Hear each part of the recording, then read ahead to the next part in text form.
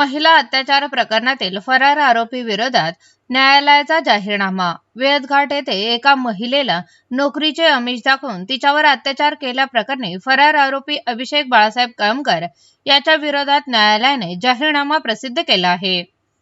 या प्रकरणी MIDC police Thane येथे गुन्हा दाखल करण्यात आला असून आरोपीने फिर्यादीवर जबरदस्तीने शरीरसंबंध ठेवून त्याचे व्हिडिओ रेकॉर्डिंग केले, तसेच ते सोशल मीडियावर व्हायरल करण्याची आणि फिर्यादी व तिच्या मुलीला जीवे मारण्याची धमकी दिल्याचा आरोप आहे।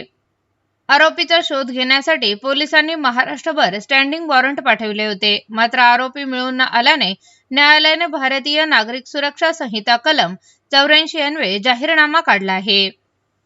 प्रथम वर्ग न्यायदंड अधिकारी कोर्ट नंबर 3 यांनी आरोपीला तत्काळ न्यायालयासमोर हजर राहण्याचे आदेश दिले असून तो हजर न राहिल्यास त्याला फरार आरोपी घोषित करून त्याच्या संपत्ती जप्तीची कारवाई करण्यात येणार आहे।